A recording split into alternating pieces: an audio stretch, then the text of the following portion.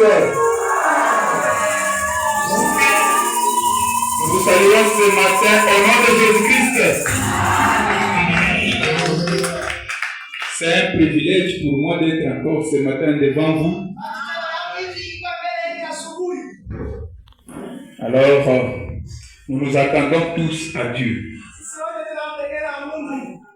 Comme je l'ai dit le vendredi, moi je ne suis qu'un petit garçon. Il y a mes mamans, mes papas. Il y a mon papa qui m'a vu grandir.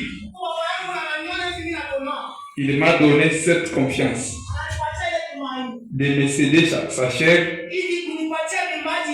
Papa, que Dieu vous bénisse. Alors, prière de nous tenir debout.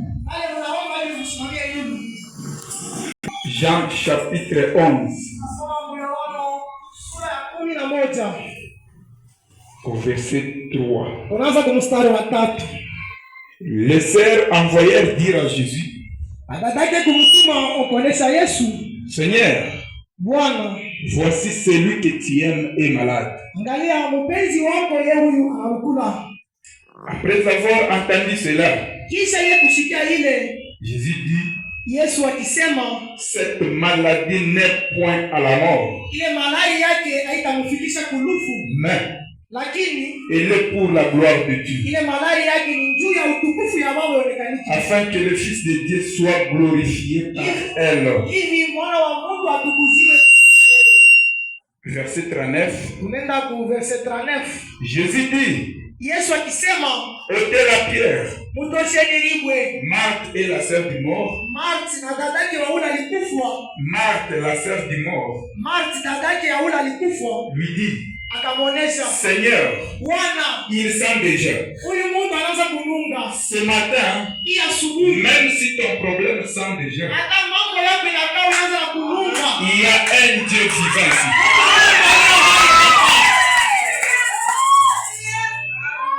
Il sent déjà, car il y a 4 jours qu'il est là. Jésus lui dit: ne t'ai-je pas dit que si tu crois, tu verras la gloire de Dieu? Ce matin, si tu crois aussi, tu verras la gloire de Dieu. Verset 41. Ils ôtèrent donc la pierre. Et Jésus leva les yeux en haut et dit: Père, je te rends grâce de ce que tu m'as exaucé. Pour moi, je savais que tu m'exauces toujours. Mais je parlais à cause de la foule qui m'entoure, afin qu'ils croient que c'est toi qui m'as envoyé. Ayant dit cela, il cria d'une voix forte: Lazare, sors! Et les morts sortis, les pieds et les mains liés de bandes, et le visage enveloppé d'un linge. Jésus leur dit: déliez-les et laissez-les aller. 45. Plusieurs des Juifs qui étaient venus vers Marie et qui virent ce que fit Jésus, crient en lui. Bien-aimé Père Céleste, voici ce matin réunis en ton nom. Tu as dit: là où 2 ou 3 sont réunis à mon nom, je serai au milieu d'eux. Nous voici réunis pas autour d'un homme.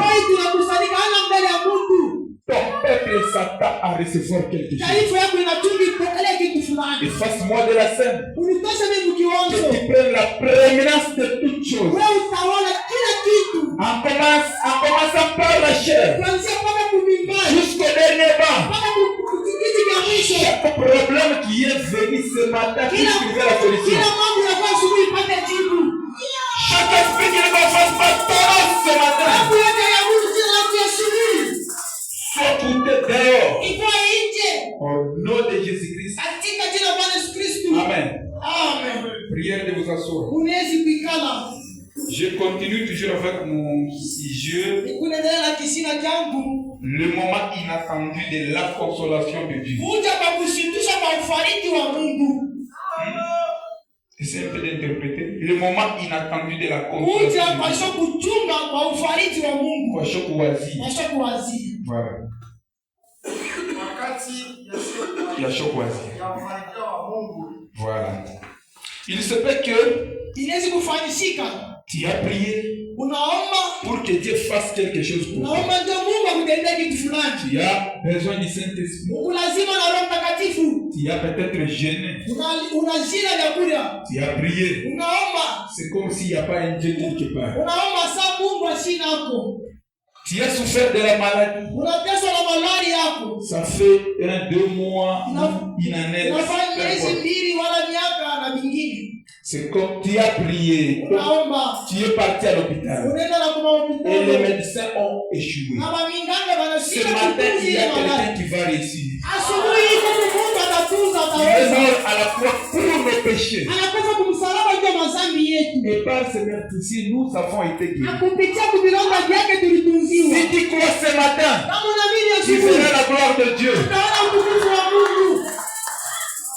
Je sais un peu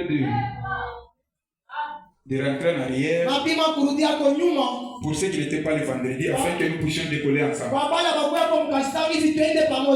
Je garde directement le temps. Possédant toutes choses.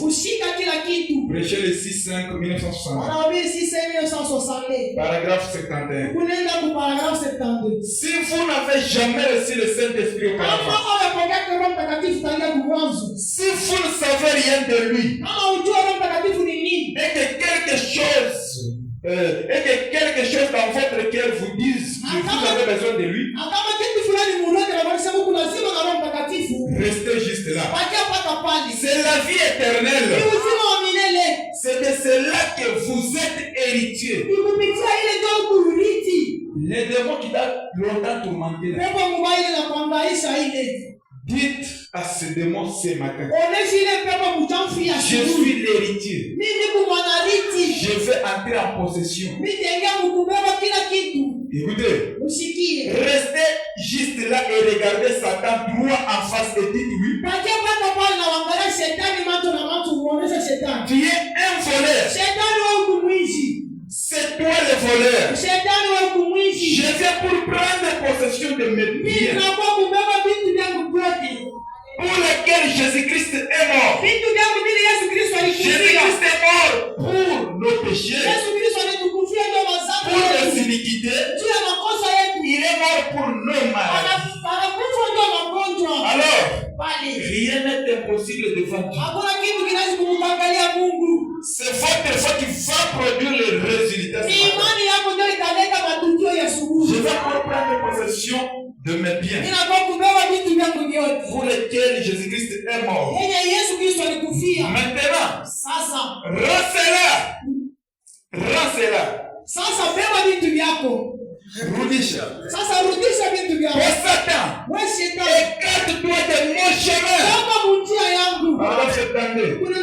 Et puis, ensuite, vous savez, le Saint-Esprit va se déverser sur vous. Alors, quelque chose se passe. Quelque chose se passera. Qu'est-ce? Frère Branham dit, Dieu a confirmé qu'il tient sa parole. C'est tout à fait exact. Ensuite, voyez, après que vous avez vu la parole, vous êtes confirmé que vous êtes sauvé, que vous avez effectivement le Saint-Esprit. Et puis quoi? Abraham avait remporté la victoire. Voilà qu'il est revenu en main avec sa foi qu'il a placée sur la parole. Comme quoi? quoi? Sasa nini? Il pouvait ramener cela. Yalienda sema kaenda kabeba bana kuya nabo. C'est ce qu'il avait perdu. Donc, c'est ce qu'il avait perdu. Wale wote alipotesha ile kibabeli. Ce qu'il avait perdu. Kile Ibrahimu alipotesha kwenda kibabeli. Et voici qu'il est revenu avec cela. Marchant en vainqueur. Ce matin, il doit sortir aussi en étant un vainqueur. Parce que Christ a déjà vaincu à la croix. Amen. Écoutez.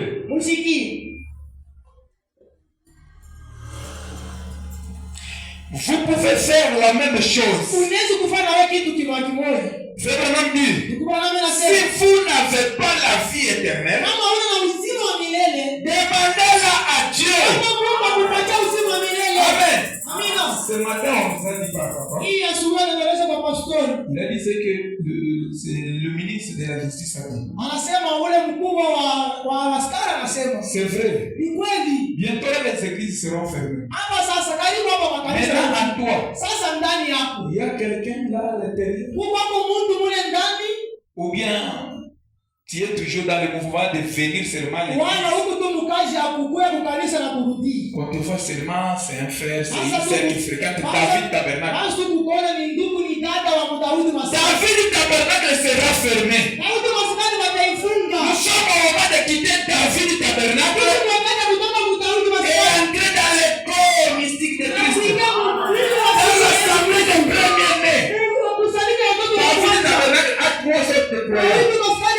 Mais dans l'assemblée des premiers-nés, là il n'y a pas 3 sortes de croyants. Là il y a uniquement que la parole. Alors ce matin, il doit chercher à entrer dans l'assemblée des premiers-nés. Ne regarde pas ce que tu as eu à faire. Ce matin, il y a Christ qui va te pardonner. Les 5 esprits ici présents. Là, quand 3 sont réunis à mon nom, je suis au milieu d'eux. Si toi tu ne le crois pas, moi je le crois. Il est à moi. Il est à toi. Il est à nous. Alors, il est au milieu de nous. Amen. Écoutez.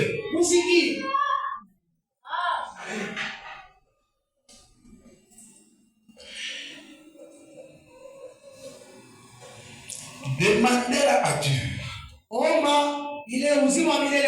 Frère Branham dit, confessez vos péchés. Croyez au Fils de Dieu. Acceptez le baptême du Saint-Esprit et dites, oh Dieu, je suis pour cela. Je suis ici pour recevoir cela. Alors, vous reviendrez marchant en vainqueur. Vous l'avez reçu.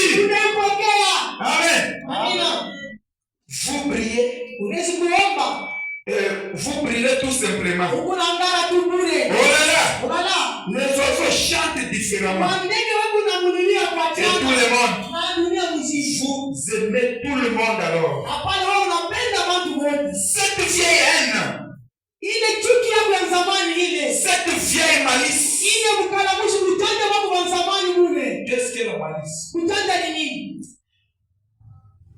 Alors, par exemple, tu viens, tu es de Lubumbashi. Ou bien par exemple, comme je viens de Kinshasa.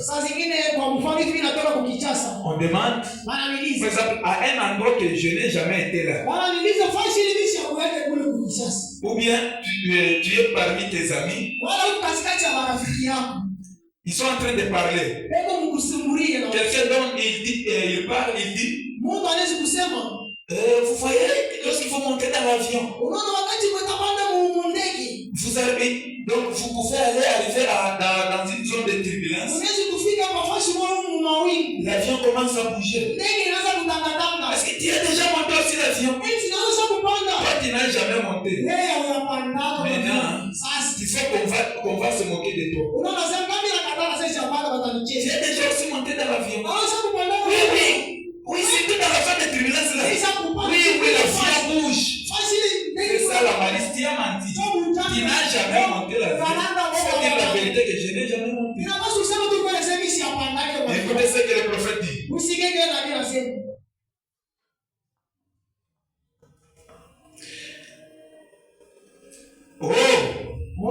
Vous passez un moment glorieux. Unapita wakati mzuri sana. Chantant. Kuimba. Poussant des cris. Kupiga malalamiko. Louant Dieu. Kutukuza Mungu. Vous ne vous souciez pas de ce que quelqu'un a dit à votre sujet. Hauna kuna nia ya damu Mungu anasema kuwayo kanendia. Amen. Amina. Si toi tu y es au point, même si des fois on parle en bien de toi. Sasa hivi wale kuna kusemezea kama mambo mzuri. Le fait que tu passes par là, Kupitia tu pale. tu entends ton nom, on cite ton nom. Unasikia wanataka. Mais qu'est-ce que vous parlez? Unasema Vous êtes toujours là pour me critiquer. Mungu pale ndio Des fois ils sont en train de témoigner en bien sasa de hivi toi. wale wanakushuhudia vizuri vyako. Mais qu'est-ce que tu fais? Sasa wao wanafanya nini?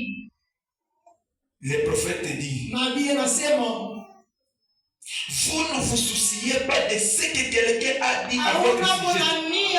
Si Christ est à l'intérieur, tu es dans la joie chaque jour, à chaque fois. Même si on te critique, cela ne va rien te contrarier. Les femmes de Dieu, on a donné l'exemple. Je sais que le prophète a dit. C'était dans quoi? Et de par secret soudain de l'église, en commençant au paragraphe 96 jusqu'à 104. Ce monsieur-là, on l'avait traité de tous les noms. On lui a injurié. Donc il n'a été contrôlé les mois du monde. Ça doit être le cas avec toi. Si Christ est à l'intérieur, tu es donc dans la joie parfaite. Cela est en ordre. Certainement. Vous êtes en train de marcher en vainqueur. 64. Mon problème, c'est de placer ma foi sur ce que Dieu a dit. Ça m'appartient. Je poursuis ce qui m'appartient. Les amis t'appartiennent. Le Saint-Esprit nous appartient. La guérison nous appartient. Alors, poursuivons ce qui nous appartient. Allons vers le diable. Arrachons ce qui nous appartient. Amen. Très bien. Lorsque les gens qui sont malades voient cela, la maladie est presque terminée. À l'instant même. Voyez-vous?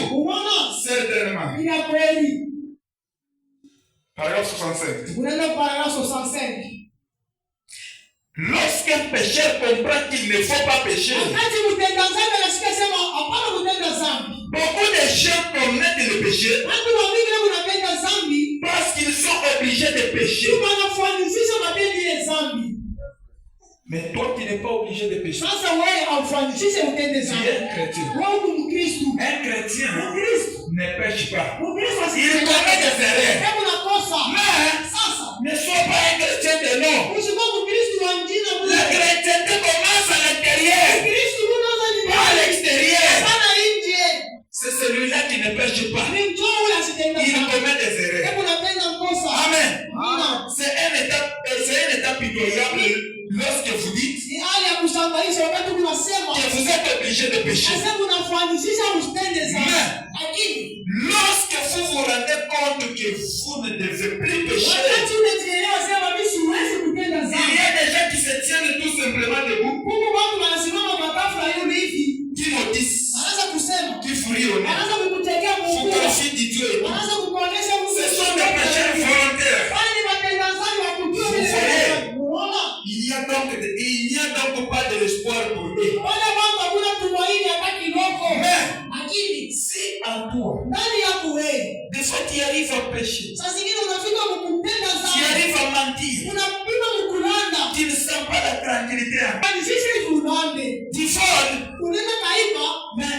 en toi là, il y a quelque chose qui ne va pas. Tu commets l'adultère, mais tu sens en toi là, il y a quelque chose qui ne va pas. Frère Branham dit, il y a de l'espoir pour toi. Amen. Mais cet homme qui fait ces choses constamment, il a fait. Il ne veut pas le faire. Il vole, mais il ne le veut pas. Et il ment, mais il ne le veut pas. Il fait des choses qu'il ne veut pas faire. Il ne veut pas être un pécheur. Il y a de l'espoir pour lui. Si vous pouvez tout simplement lui faire voir ce qu'est la vérité. La vérité en est que c'est mal de pécher, c'est mal de voler, c'est mal de commettre l'adultère. Le péché, c'est l'incrédulité à la parole. C'est comme dit. Le vol, l'adultère, l'excès de table, l'inimitié à l'autre.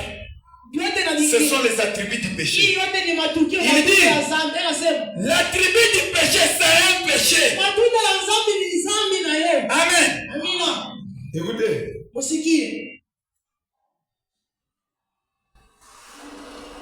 Vous voyez, approchez-vous de la promesse de Dieu et placez votre foi là-dessus et présentez-vous là devant l'ennemi. Il ne peut tout simplement plus retenir la chose. C'est tout parce que cela est votre. Amen. Le salut est notre. Mais en toi, il n'y a rien. Tu seras où? Tu dépasseras, tu meurs. Il y a même les pasteurs qui meurent. On a compté déjà, ça fait 8 pasteurs qui sont morts au courant d'une semaine et demie. Il y a 2 ministres qui sont morts aussi, les ministres de l'évangile. Ça fait 11. Donc toi, tu les dépasses. Non, mon frère, ma soeur. Sois prêt. Tu peux mourir. Mais si tu as Christ en toi, tu seras en sécurité. Si la foi venait et que tu es prêt, tu seras levé. Mais si tu viens toujours nous accompagner à l'église, je te dis que tu es dans une mauvaise voie. Ce matin, cherche à voir Christ comme ton sauveur personnel. Des fois, tu es malade. Dieu peut te guérir aujourd'hui. Mais tu tombes encore malade. Et tu meurs. La semaine passée, nous avons eu à prier pour une maman à Funguru. Cette maman-là a souffert pendant 1 année 4 mois. Elle avait les cirrhoses de foie. Le ventre était gonflé. En arrivant là-bas, comme il y a un homme qu'on travaille avec lui, il nous a appelés. Ils sont partis. Arrivé là-bas, je vis la maman. Il était en train déjà d'aller. J'ai regardé la maman, j'ai eu pitié. On me montre ces photos. Elle était grasse. Mais elle est restée comme ça. Je regarde. Je dis au monsieur, ceux-là qui étaient avec nous dans la chambre. Je leur ai dit, allez un peu dehors, laissez-nous la place avec la maman. Je vais parler avec elle. Je parle avec la maman. Elle n'entendait pas. Ses oreilles étaient déjà bouchées. C'était le signe de la mort. Elle était déjà en train d'agoniser. Je dis, bon, qu'est-ce que je dois faire maintenant? J'ai entendu la voix me dire, il faut que tu parles avec elle. Je me suis dit, n'entends pas, elle va entendre. J'essaie d'entonner un chant. Je chantais. Je pose les mains. Comme les oreilles, ce sont des bouchées. Je commence à parler maintenant avec la maman. J'essaie de l'exhorter. Est-ce que tu connais les dieux de William Branham? As-tu déjà entendu de William Branham? Ils font aussi du Branham. Je dis, c'est Dieu-là que j'ai amené. Tu vois comment il a de boucher les oreilles? C'est pour te témoigner qu'il est Dieu vivant. J'ai dit à la maman, Dieu peut te guérir aujourd'hui. Et demain tu meurs. Si tu n'as pas Christ en toi, seras-tu, maman? Oh mon fils, prie pour moi. Il a commencé à commence à se secouer. Anaanza kujitikiza. Je regarde. Na mwangalia. Oh, les douleurs ici. Maumivu hapa. La respiration était devenue de plus en plus mauvaise. Hata kupumzika kunalabika kabisa. Je continue à l'exhorter. Na kumingine ndio kumkangamika. Je dis maman si tu crois. Sasa mama kama unaamini Mungu anaweza peut te guérir. anakukutunza. Et te sauver maman. Anakokote. Amen, je crois. Je dis très bien maman. Je pose les mains sur le ventre. Il dit mon fils touche-moi seulement. Je crois et Dieu va me guérir. Je touche le ventre. Après la prière, les douleurs parties. Et dit oh, c'est resté ici et quoi. Je pose les mains. Après la prière, les douleurs parties. Il dit ça reste ici. Je dis d'accord, mais t'en fais pas. On a imposé la main. Après la prière, les douleurs parties. La respiration a changé. La respiration est devenue normale. Elle ne pouvait pas se lever du lit. Elle s'est levée. Elle s'est assise sur le lit. J'ai demandé à la maman, ça va? Il reste un peu de douleur. Je dis, ne t'en fais pas. J'ai une puissance qui dépasse ta maladie. C'est que ton programme est réel. J'ai exhorté encore une fois la maman. Après un temps, elle a commencé à faire des gaz. Les douleurs s'est aggravées. Là, j'ai commencé à observer la maman. J'ai observé la maman. J'ai dit à la maman, lorsqu'on prie pour les malades, des fois les démons commencent à s'agiter pour quitter.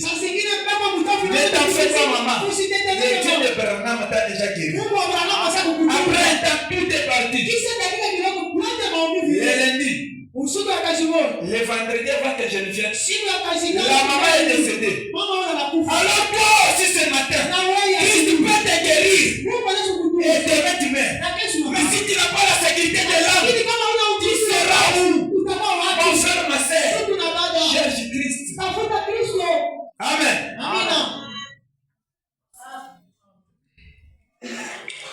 Prenons l'Acte chapitre 3.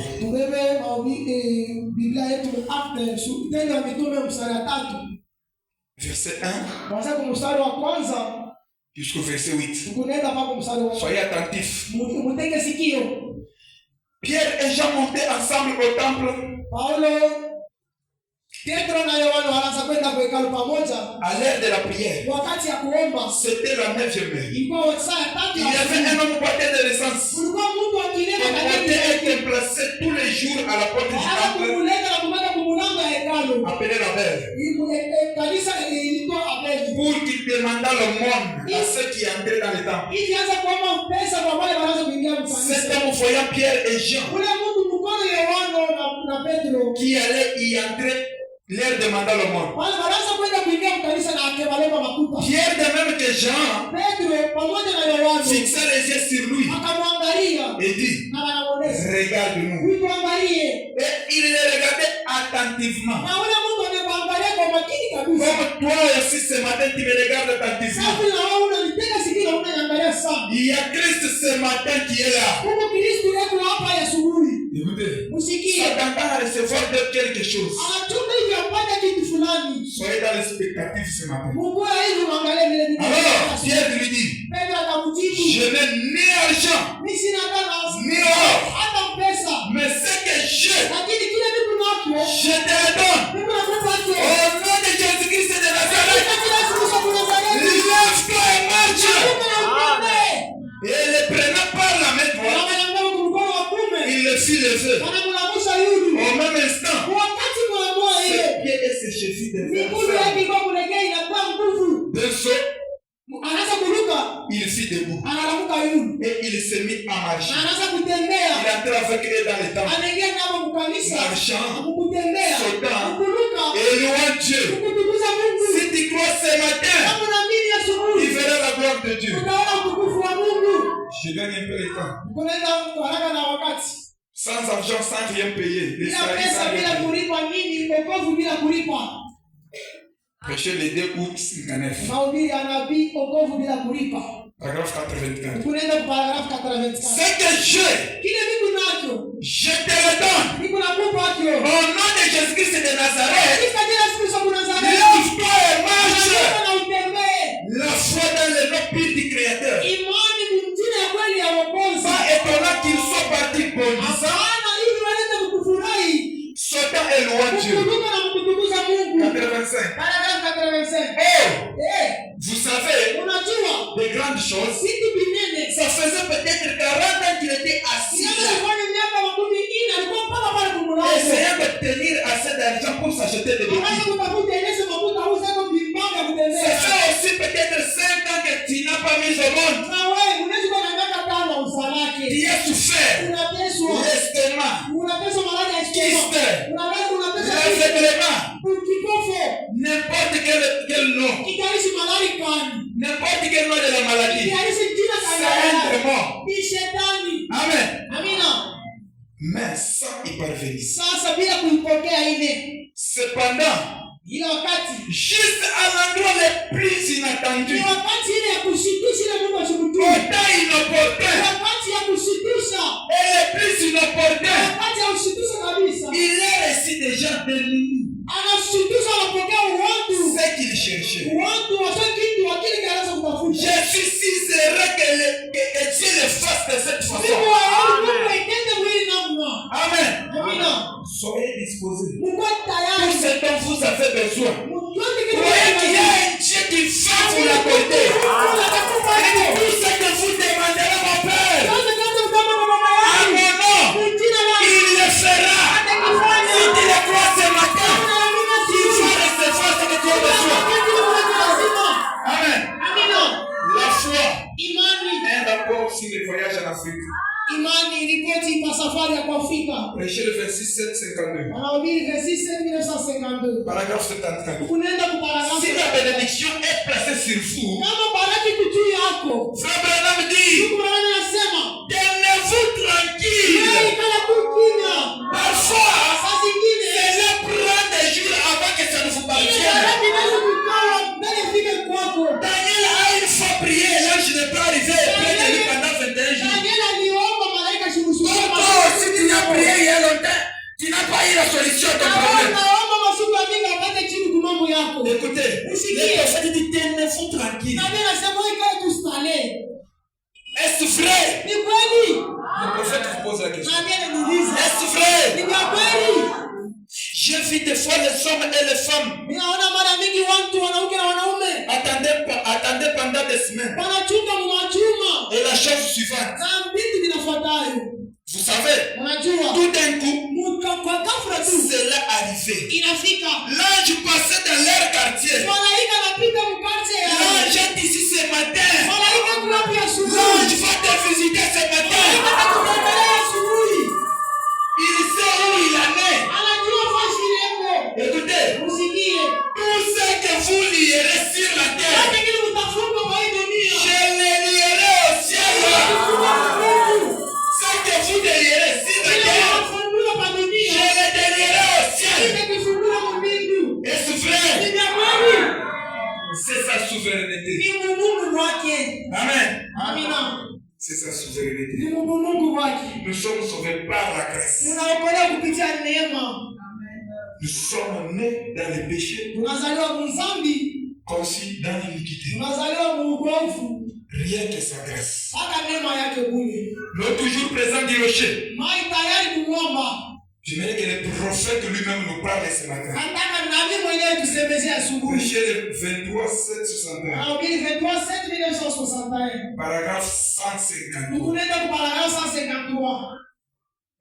La quantité de foi qui sera relâchée, c'est la quantité de puissance que vous pouvez avoir. Est-ce que vous êtes avec moi? Ne soyez pas distraits. La quantité de foi qui sera relâchée, c'est la quantité de puissance que vous pouvez avoir.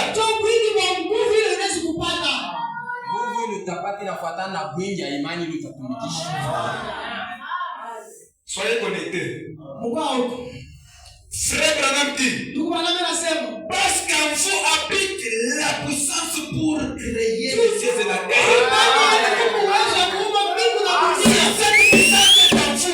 Qu'est-ce qui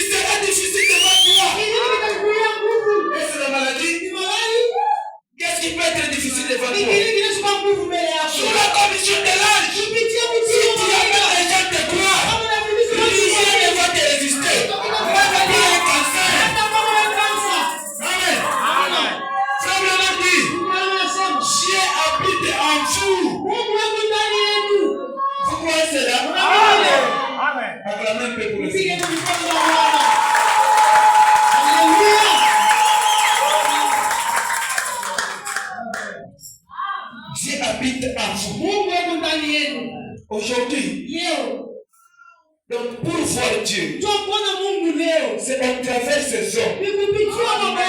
Alors quelque personne n'a dit traiter correctement tout le monde. Vous ne savez pas. Ça peut être la route, le prophète dit. Quelqu'un de jadis s'approche. Il va te parler. C'est la madame dit. Écoutez-le. Ça pourrait être Christ qui est en train de te parler. Il dit. Christ vous apparaît à travers de votre mère. Au travers de votre voisin. Au travers de votre prédicateur. Maintenant, tu regardes ce que tu fais. Des fois, la maman, elle reste au village. Elle vient chez toi. Ta femme te dit, des fois, elle font des songes. Ta maman ici, c'est une sorcière. Ta maman, c'est une sorcière. Il faut qu'elle quitte chez nous. Maman, tu vois. Seulement ici, c'est un fil. D'ailleurs, notre bailleur n'accepte pas beaucoup de gens chez nous. Maman prend le transport, c'est ma rentre au village. Mon frère, des fois, cette maman gémit. Elle prie pour toi jour et nuit. Elle arrive chez toi. Pour la néglige. La même dit. Le Christ te visite à travers cette maman qui te négligera. Amen. Si Pierre et Jean avaient négligé cet homme qui lui demandait, est-ce que cet homme allait avoir la guérison? Maintenant, regarde toi ce que tu fais. Des fois, en cours de route, quelqu'un te demande même un seul. Laisse-moi un peu. Ah, qui d'ici? C'est fou qui bloquait les affaires des gens. Oh, chrétien, qui peut bloquer mes affaires? Amen. Je te donne mon argent, Christ. Je donne mon argent au nom de Jésus-Christ. Je donne mon argent au nom de Jésus-Christ. Si cet homme-là veut m'ensorceler, il commence à sorceler Christ. Pour me donner moi. Un enfant de Dieu qui habite en moi. Un sorcier. Est-ce qu'un sorcier peut bouger de moi? Je prends mon argent. Je donne au nom de Jésus-Christ. Amen. Tu commences à sorceler Christ. Aide-moi. Amen.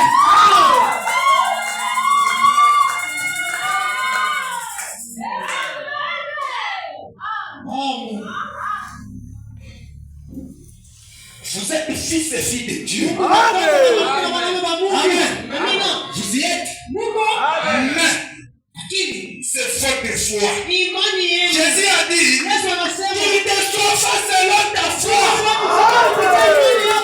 Si tu peux croire, toutes choses sont possibles de matin.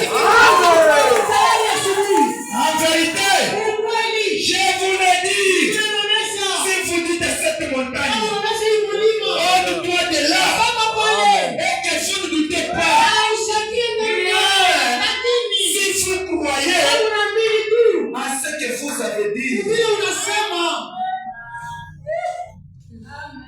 Amen. Amen. Amen. Faites dans cette vallée des fossés. Faites dans cette vallée des fossés.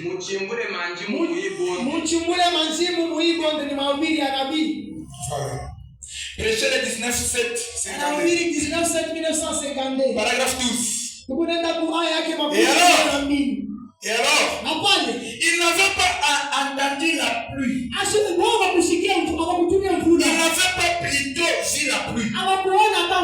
Écoutez, il n'y avait pas de nuages, pas de vent, pas de tonnerre, pas d'éclair. Mais il y avait de l'eau. Il y avait de l'eau. Vous,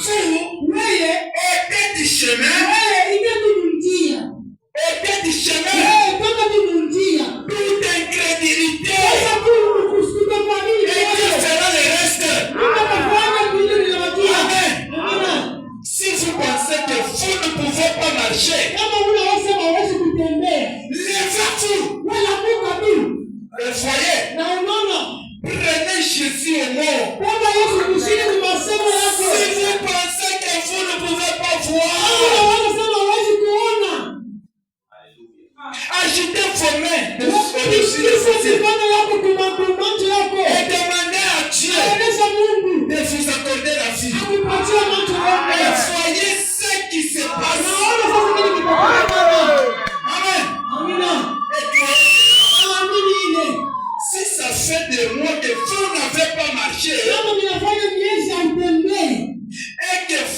balbutier. Na unaanza kusema. Je suis trop faible pour marcher. Hapa mimi na nguvu ya kutembea. Frère Branham dit. Bwana anasema. Levez-vous. Unamuka. Et voyez ce qui se passe. Naona vile vinatendeka. Sema. Jésus-Christ. Yesu Kristo. Je viens à toi avec un cœur pur. Ninakuwa mbele yako na moyo wangu safi. Frère Branham dit. Apprêtez cette force. Et observez ce qui se passe. Oui, oui. Amen. Soyez disposés. Soyez connectés ce matin. Quelque chose est en train de se passer. Amen. Ce qui est difficile devant Dieu, c'est d'amener un mortel à croire en notre mortel. Mais ce matin, nous avons créé un mortel. Qui a déjà vu Frère Branham ici? Papa, vous avez déjà vu Frère Branham? Nous avons créé ça pour dans les voies. Ceux qui auront créé ça en voiture. C'est avec toi et moi. Nous avons créé ça pour dans voies. Alors, tout est possible devant toi. Tu es la reine. La reine. L'épouse. La puissance de l'époux. C'est l'épouse qui agit. Amen. Écoutez. La résurrection de la fille de Jairus. Verset 31, 7, 56. Paragraphe 13. Maintenant, ayons ça à l'esprit. Et rappelons-nous qu'il est toujours présent. Il n'y a aucune créature qui puisse être omniprésente. À part Dieu lui-même. Est-ce que vous le croyez? Vous croyez que Dieu est omniprésent? Amen. Aucune autre créature. Le diable est une grande force. Le diable est une grande puissance. Et le diable est fort par sa puissance. Mais il met à nu tout. Amen. Mais il est sous la puissance de Dieu. Amen. Il est sous la puissance de Dieu. Quand le diable peut, il ne doit être à un seul endroit. À un seul endroit à la fois. Ces diables peuvent être partout. Dispersés. Ces démons se collaborateurs. Mais Dieu lui-même est le seul.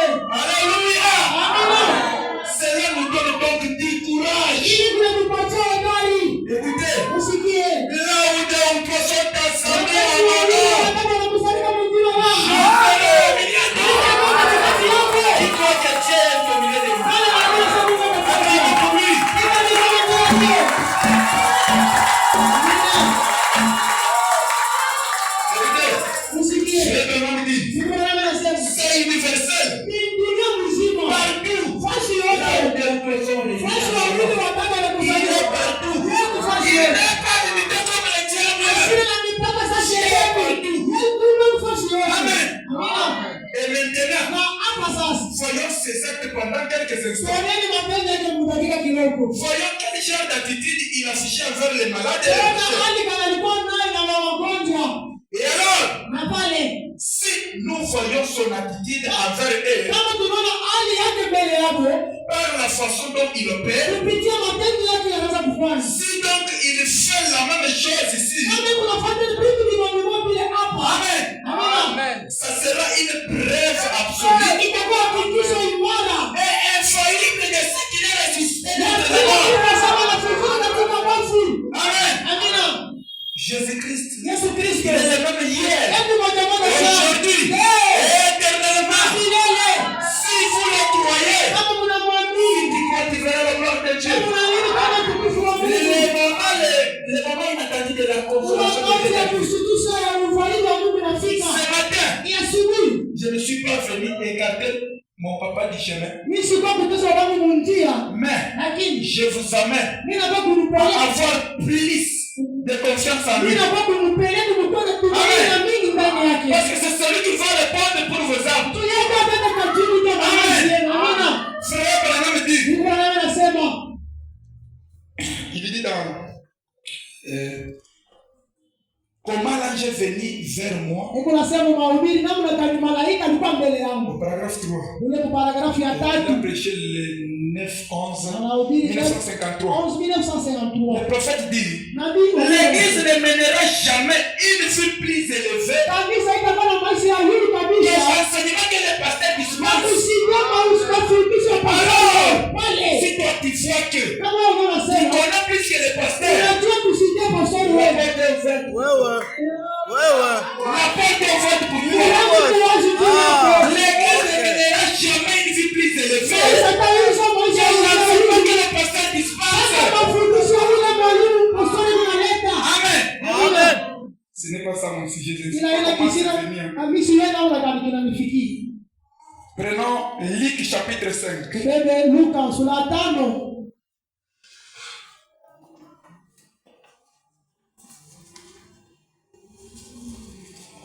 Verset 4 à 6. Lorsqu'il cessait de parler, suivez-moi attentivement. Il dit à Simon, avance en pleine eau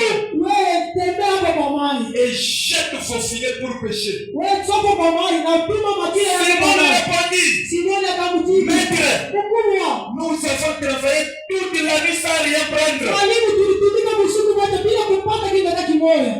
Tu as déposé le dossier partout.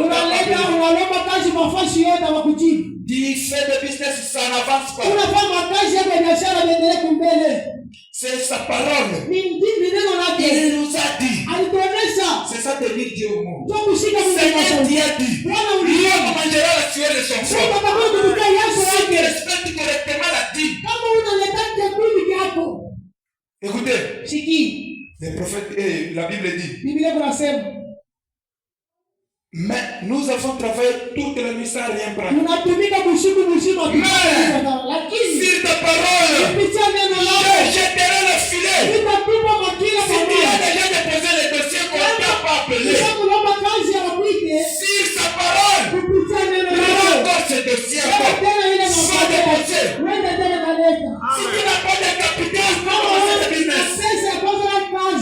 Jésus-Christ est vivant. Il est capable de créer l'argent dans le ventre de il est capable de susciter quelque chose, de te donner l'argent, d'envoyer même quelqu'un pour te donner l'argent. C'est la terre. Si tu n'as pas de capital, reçois le capital si ta parole, je jeterai le filet.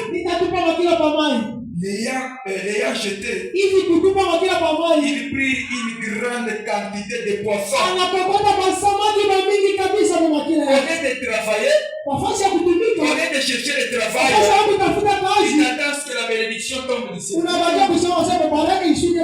Moi, je suis un héritier. J'attends vraiment. Dieu va me donner mon frère. Nous avons écrit la parole. Le message à tout. Le message à tout, mais tu es assis. Le message va te rien faire. En possédant toutes choses. Le prophète dit, tu dois te battre pour chaque centimètre. Amen. Il dit, tu dois travailler pour chausser tes enfants, pour payer la scolarité de tes enfants, pour payer le loyer. Alors, si tu travailles déjà et que ça n'avance pas, prends Dieu au monde. Amen. Et leur filet se rompait.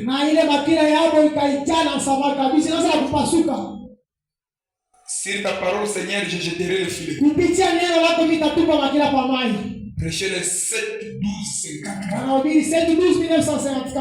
Paragraphe 36. Ils étaient en train de pêcher à la scène là-dedans. Ils étaient des pêcheurs. Ils savaient quel genre de temps qu'il fallait. Ainsi que la position de ce toit. De la ligne et autres. Ils avaient tous les calendriers par instinct. Ils savaient quand les poissons circulaient. Et quand ils ne circulaient pas. Et ils avaient jeté le filet. Dans ce lac. Sans rien attraper. Réellement, c'est décourageant. Tu pars travailler, le business n'avance pas. Tu ne fais que chuter.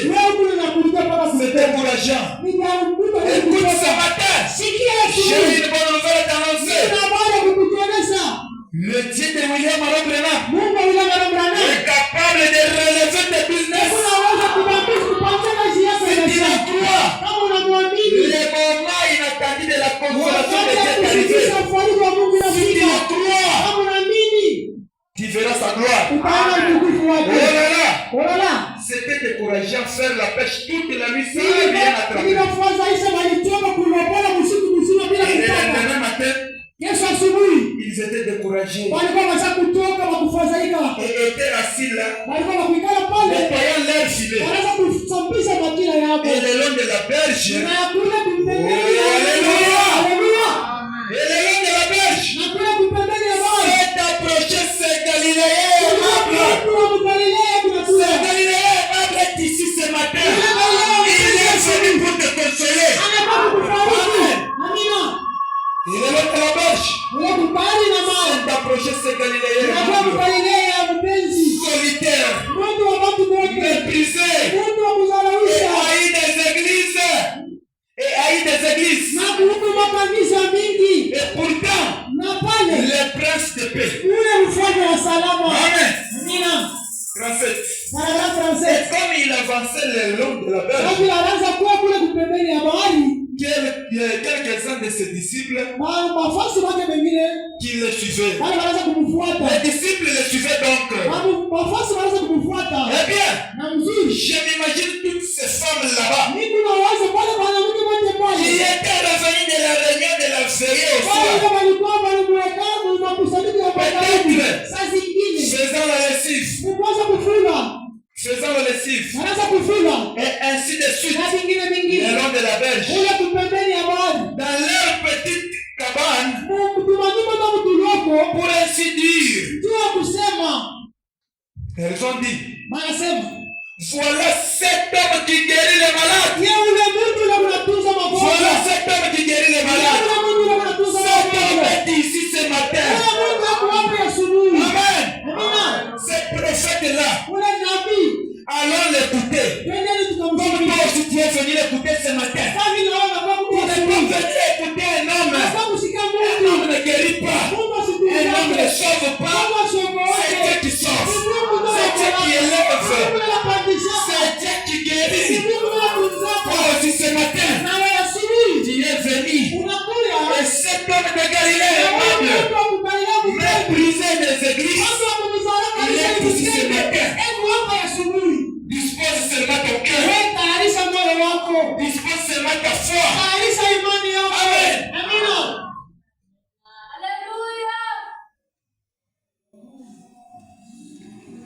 Peut-être si nous nous réunissons, nous aurons une réunion là-bas sur le long de la berge. Et je les vois mettre de côté leur vaisselle et leur lessive. Et les hommes arrêtaient leurs vaches. Et leurs vaches de la boue. Les vaches de la boue dans le champ.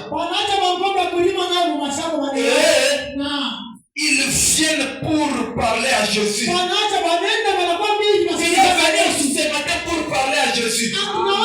Ils viennent avec ton problème.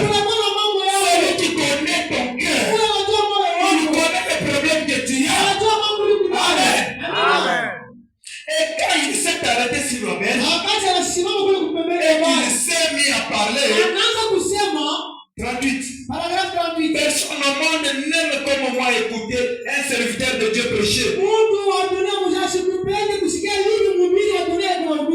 Je m'appelle. Voilà. Personne au monde n'aime comme moi écouter un serviteur de Dieu prêcher.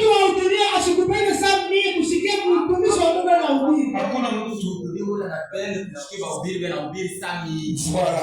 Je n'arrive pas à écouter assez. À moins que ça sorte par radio. Toutes les différentes églises dénominationnelles, j'aime les écouter. Mais toi, tu as des limites. Ce n'est pas ça mon point. Mais moi, je suis ce que le prophète dit. J'aime aussi les écouter. Et ça n'arrive pas et je n'arrive pas à les rencontrer. À les écouter assez. Lors de leur réunion. Parce que la prière pour les malades, pour que les autres activités prennent tout le temps. Et des fois, des milliers de personnes. Et les œuvres du Saint-Esprit qui se produisent de lieu à lieu. Le Saint-Esprit est ici. Il faut produire les mêmes résultats. Et j'aime écouter des bons ministres prêcher. Frère Branham dit, mais j'aurais aimé avoir été là au moment où il a tendu ses bras. Et qu'il a dit, venez à moi, vous tous qui êtes fatigués, je vous donnerai du repos. Amen. Tu es venu avec ton problème. Tu es fatigué. Un tel esprit. Un tel démon. De la stérilité peut-être. Peu importe. Jésus-Christ est là pour te donner du repos ce matin. Tu es là pour te consoler. Amen.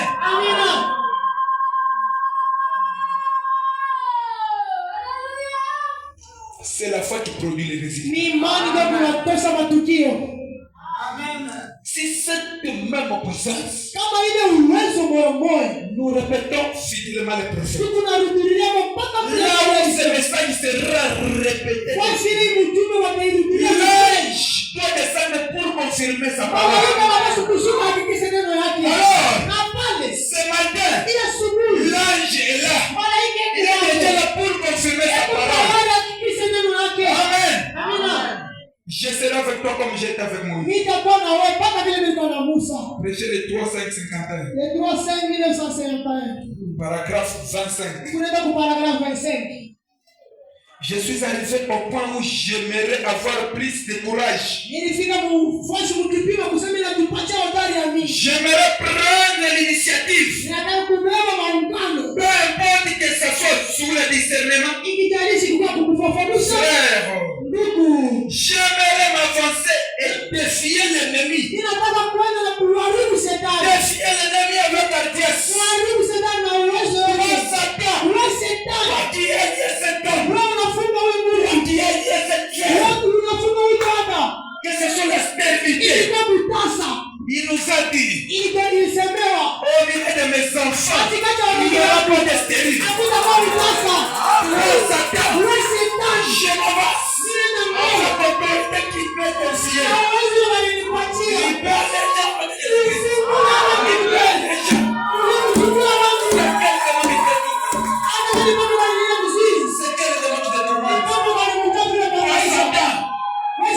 Sur la condition de l'âge, si tu appelles les gens de toi, rien ne va résister. Libère les gens de Jésus-Christ.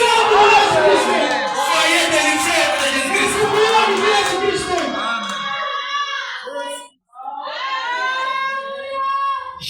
Je suis plus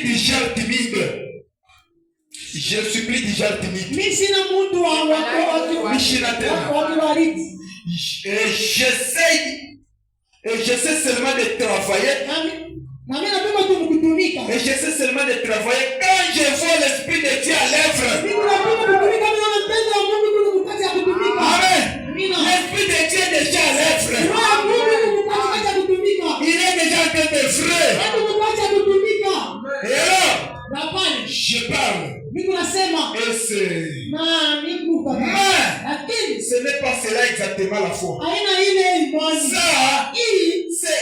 Ça c'est voir exactement ce qui va arriver avant de le dire.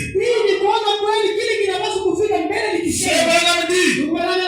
J'aimerais m'avancer avec foi ce soir. J'aimerais m'avancer avec foi ce matin. J'ai un problème. La même colonne de feu qui accompagnait Frère Branham. Cette même colonne de feu qui a quitté la photo dans l'hôpital à l'États-Unis. Frère Branham dit, la colonne de feu va quitter la photo pour aller sur le lit où la sœur était allongée malade. Cette colonne de feu a quitté la photo et a guéri la sœur. Pour la colonne de feu, quitte maintenant la photo ce matin.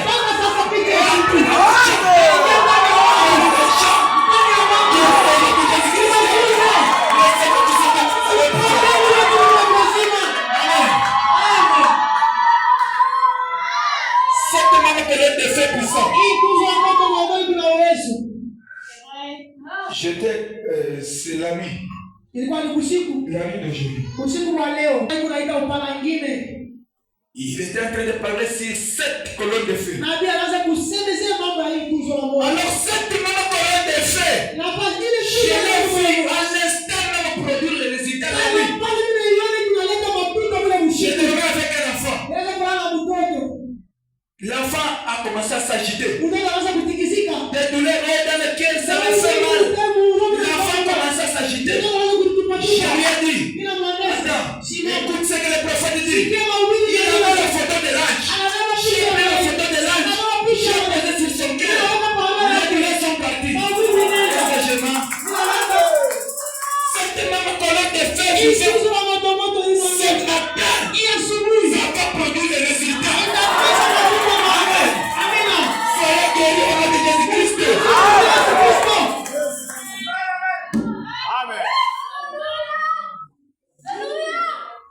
J'aimerais m'avancer avec foi ce matin. J'aimerais me présenter avec. Alors, que c'est quelque chose de neuf que je n'ai jamais fait auparavant. Prendre l'autre côté et dire Satan, Jésus-Christ m'a envoyé faire ceci. Et tu dois quitter les gens. Tu dois quitter les gens. Et juste intimer un ordre. Intimer un ordre ferme. Sans avoir vu quoi que ce soit. Croire cela de tout mon cœur. Et je crois que Dieu le confirmera. Si tu le crois aussi ce matin. Est-ce qu'il y a des croyants ce matin? Est-ce que vous croyez que Jésus-Christ est réel? Le problème que vous avez posé alors écoutez ce que c'est de l'homme. Et je crois que Dieu le confirmera. Et des grands signes et des grands prodiges s'accompliront. Et je mets cela à la preuve ce matin. Amen. C'est mon ami. C'est un nouveau niveau. Je prends ce niveau-là. J'avance. C'est quel problème que tu as? C'est un autre niveau.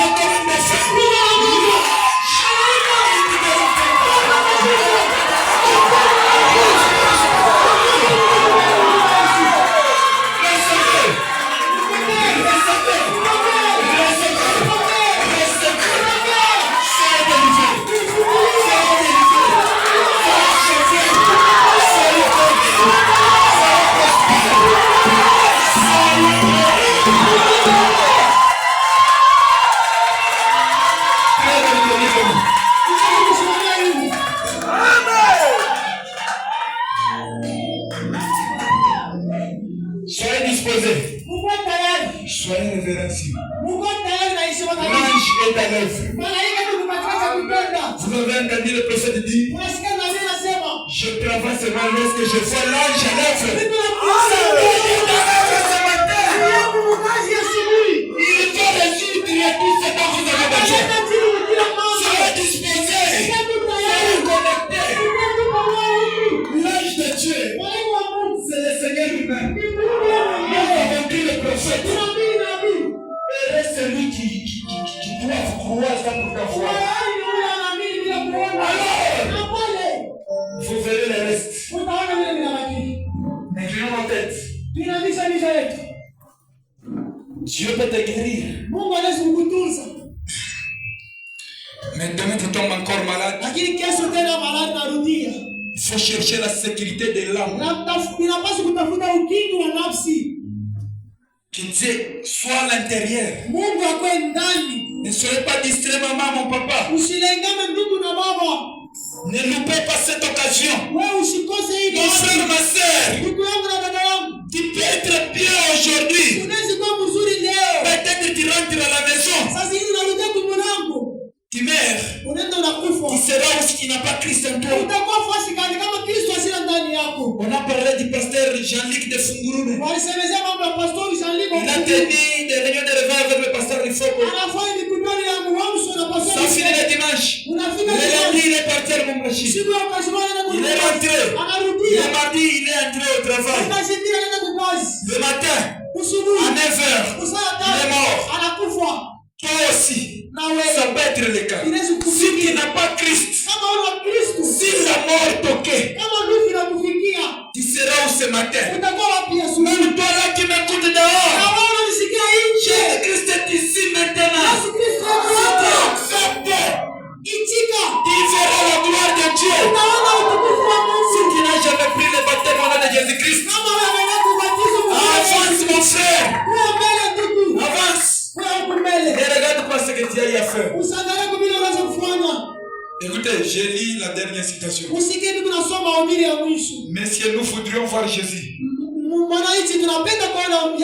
Péché le 28, 3, 54. Lorsque Dieu guérit un péché, même ces péchés sont pardonnés. Alors, faut disposer. Dieu peut te guérir. Les péchés sont pardonnés. Mais à l'intérieur, c'est encore vide. Sois maintenant disposé. Christ entre. Que la sécurité de l'âme entre. Écoutez, paragraphe 6. Je ne suis pas ici pour représenter une quelconque dénomination. Car je ne suis membre d'aucune église dénominationnelle. Et je ne considère pas l'une plus que l'autre. Et Branham dit, j'aime vraiment tous se convertissent à Jésus-Christ. Et c'est pour cela que nous sommes ici. Mon frère, ma soeur, nous sommes ici pour toi. Christ t'appelle. Anticipe ton cœur. Tu ne sais pas ce qui peut arriver après une heure. Tu ne sais pas ce qui peut arriver après 5 minutes. Anticipe ton cœur. Il nous a dit, celui qui aura honte de moi devant les gens, j'aurai honte de lui devant mon Père. Anticipe ton cœur. Si après tu les baptêmes, on a la rémunération de tes péchés. Et avance mon frère, ma frère. Écoute, le prophète dit, et c'est pour cela que nous sommes ici. Pour essayer d'amener les gens à voir cela.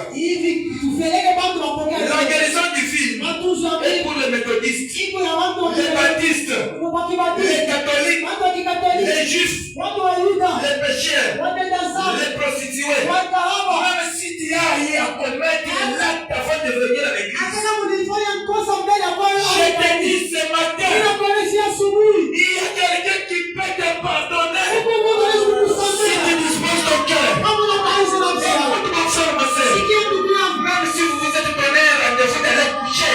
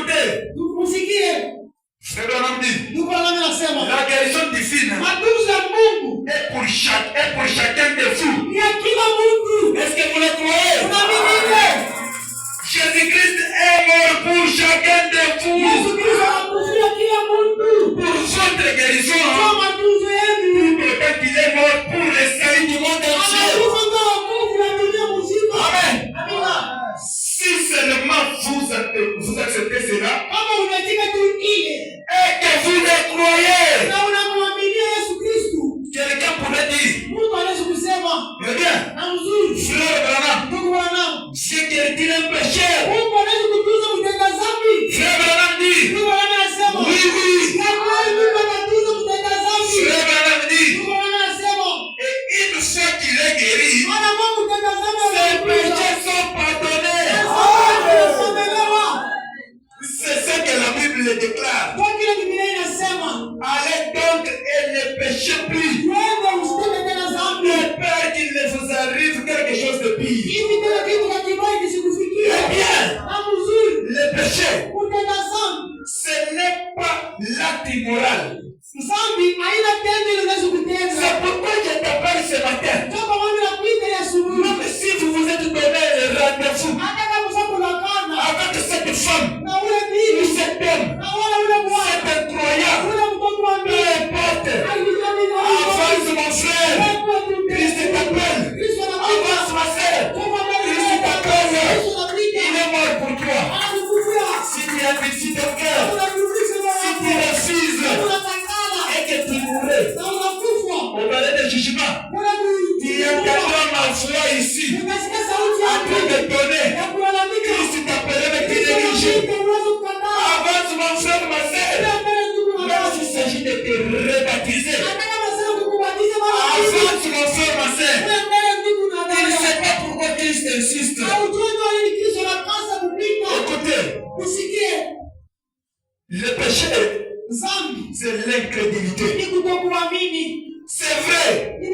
La Bible déclare, celui qui ne croit pas est déjà condamné. Alors, nous savons donc que le péché, c'est l'incrédulité. N'allez donc pas pour encore douter. Inclinons nos têtes. Si tu sens dans ton cœur qu'il y a quelque chose qui t'attire à recevoir quelque chose, tu as prié pour le Saint-Esprit, jusque-là tu n'as rien reçu, tu es malade, la maladie ce n'est qu'un démon. Alors je te dis ce matin, tu ne sortiras pas tel que tu es venu. Si tu crois, tu feras la gloire de Dieu. Le moment inattendu de la consolation de Dieu. C'est Galilée parle ici. Alors, il y a quelqu'un qui veut prendre l'engagement, accepter Christ comme son sauveur personnel. Inclinons nos têtes. Si tu n'as jamais encore pris le baptême au nom de Jésus-Christ, avance. Avance. Christ t'appelle. Avance. Ne regarde pas la maman. Oh, la maman va me gronder. Abraham tabernacle. On est baptisé à 8 ans. Là déjà tu connais le mal. Si tu meurs sans pourtant voir Christ dans l'âme, où sera ton âme? Avance, ne résiste pas ma soeur. Avance, Christ t'appelle. Je sens qu'il y a une âme. Avance. Je te vois bien te douter. Avance ma soeur. Avance. Christ t'appelle. Avance. Avance. Mon frère, la dernière occasion t'est offerte. Si tu loupes cela, on ne sait pas ce qui va arriver. Si après le baptême au nom de Jésus-Christ, pour la rémunération de péché, afin que tu sois prêt et que Christ entre dans l'âme. Bien-aimé Père Céleste, ton corps qui traîne dans les mains, qui peut avancer au moment que nous sommes en train de prier. Bien-aimé Jésus-Christ, voici ta parole est présentée ce matin. Voici les âmes qui sont disposées à te recevoir.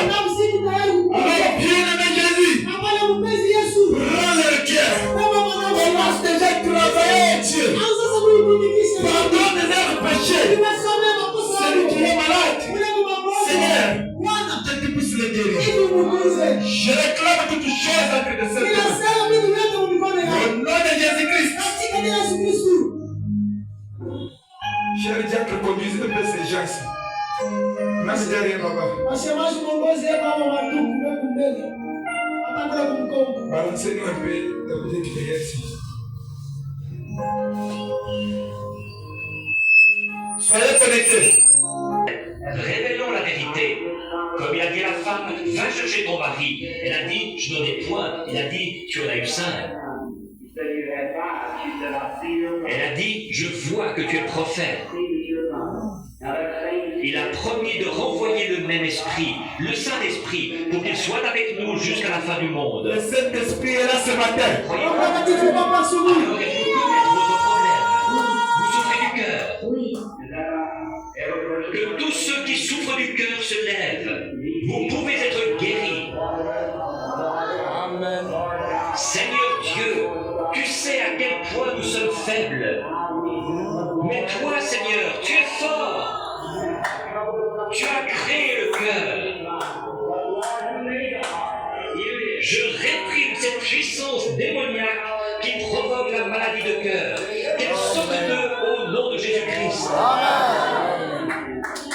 Que Dieu vous bénisse. Vous vous sentez différente maintenant. Oui, c'est vrai. Il y avait vraiment un esprit de ténèbres.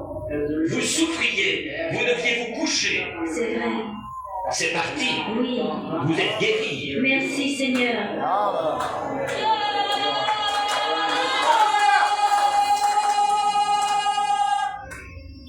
Soyez disposés. Suivez là-bas. Ayez foi en Dieu.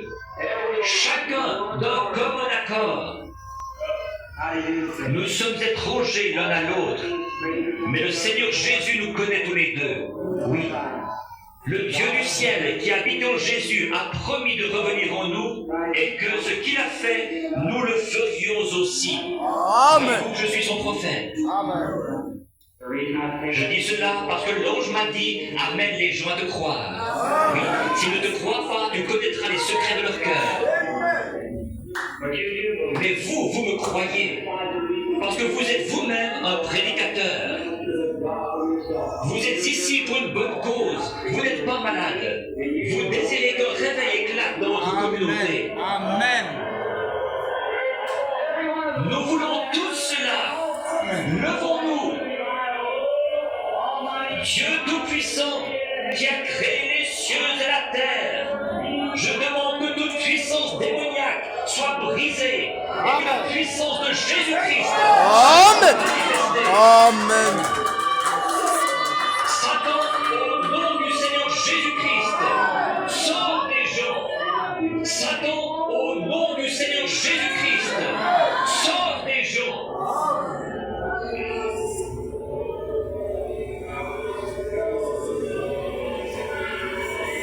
S'il y a quelqu'un qui m'aime,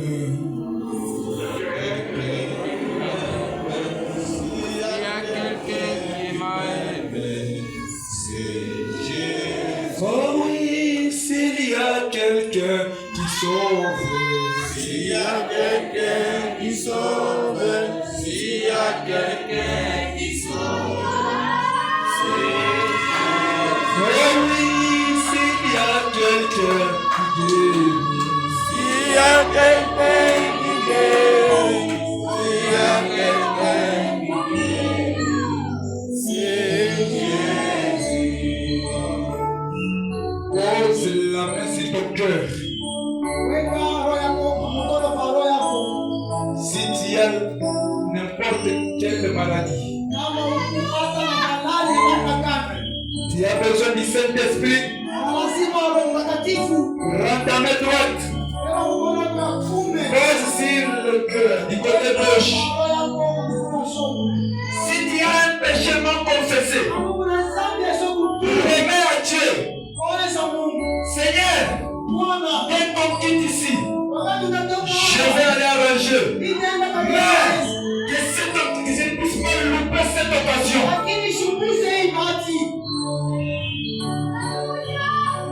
Tu as besoin de quoi?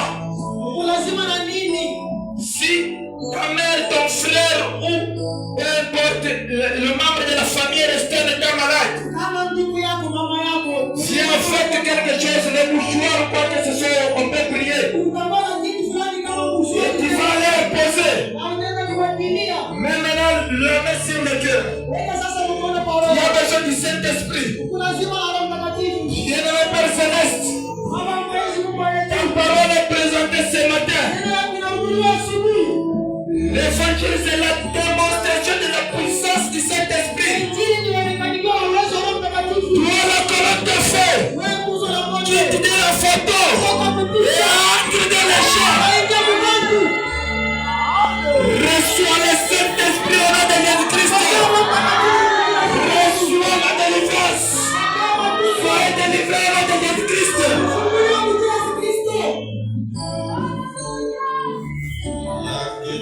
Réclamons toutes choses entre tes saintes mains.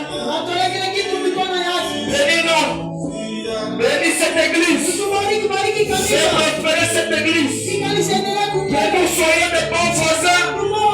Que nous soyons amicales. Que nous soyons des personnes gentilles. Compatissants.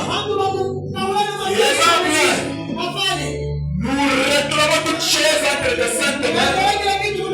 Au nom de Jésus-Christ de Nazareth. Seigneur Dieu. Je vous le donne au nom de Jésus-Christ. Recevez. Soyez remplis du Saint-Esprit. Soyez prospères. Soyez bénis au nom de Jésus-Christ. Amen. Priez de vous asseoir. Inclinons nos têtes.